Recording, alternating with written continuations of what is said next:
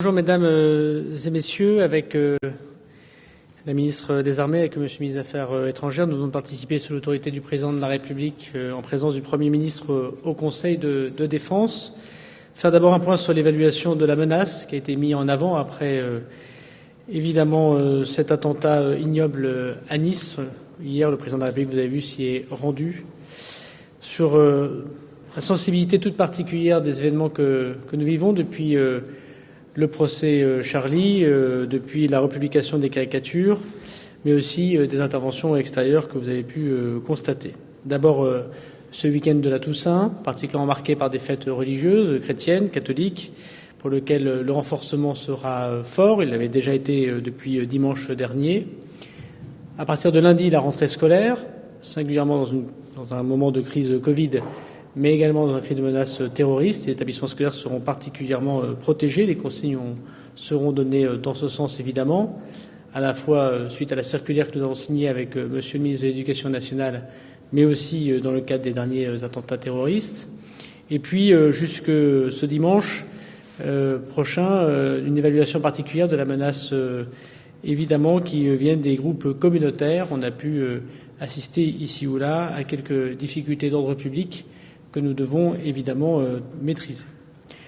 Le Conseil de défense a décidé de l'augmentation de notre posture de vigilance pour les gendarmes réservistes. Ce sera 3500 gendarmes réservistes rappelés qui, à partir de lundi, seront à la disposition du corps préfectoral, mais aussi 3500 policiers des gendarmes et des policiers mobiles qui seront à disposition des préfets qui pourront les utiliser pour répondre aux cibles que nous avons évoquées.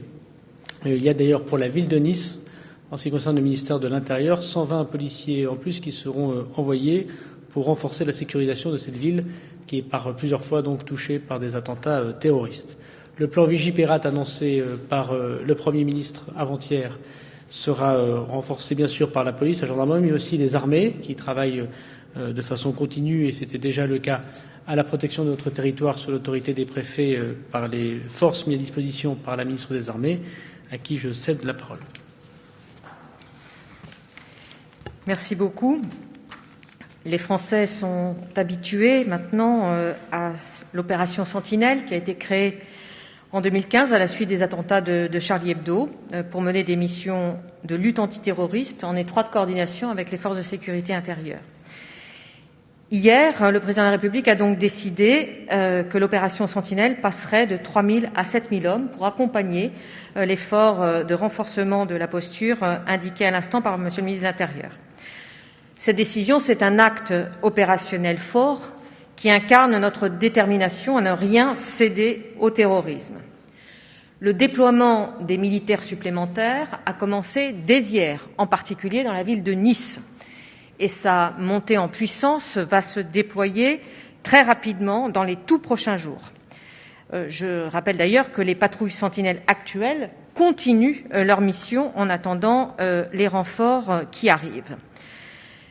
Nos militaires, on le sait, sont déployés partout où le niveau de menace l'exige et évidemment une attention particulière sera apportée aux lieux de culte et aux écoles dans les circonstances que nous connaissons.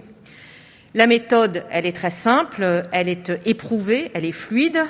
La répartition des unités militaires se fait dans le cadre d'un dialogue avec monsieur le ministre de l'Intérieur, se fait dans le cadre d'un dialogue au niveau local avec les préfets. Et Sentinelle est donc une partie d'un tout qui s'appelle Vigipirate. Et nos militaires effectueront des patrouilles qui permettent de démultiplier les lieux qui sont à surveiller et à protéger. La France et les Français savent pouvoir compter sur leurs armées, sur les théâtres d'opérations extérieures, comme sur le territoire national.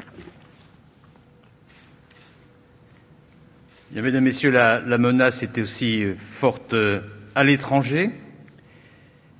On passe vite de la haine virtuelle à la violence réelle et nous avons décidé de prendre toutes les mesures pour assurer la sécurité de nos intérêts, de nos ressortissants. Et des instructions ont été données à nos ambassadeurs pour qu'ils renforcent les dispositifs de sécurité, que ce soit les emprises, mais que ce soit aussi les présences françaises identifiées comme les alliances françaises. Et nous avons aussi pris la décision de n'autoriser les ouvertures d'établissements scolaires qu'à partir du moment où une vigilance aura été accrue et une attention aura été portée à l'égard à la fois des parents, des enseignants et des élèves pour garantir la sécurité dans ces établissements. Nous le faisons en relation avec les autorités locales qui, d'une manière générale, nous apportent leur concours pour assurer la sécurité, en particulier de nos sites. Et nous le faisons aussi avec le soutien des communautés françaises. Et nous avons lancé le message d'urgence attentat, a été envoyé hier soir à l'ensemble de nos ressortissants à l'étranger, quels que soient les lieux, puisque la menace, elle est partout. Je vous remercie.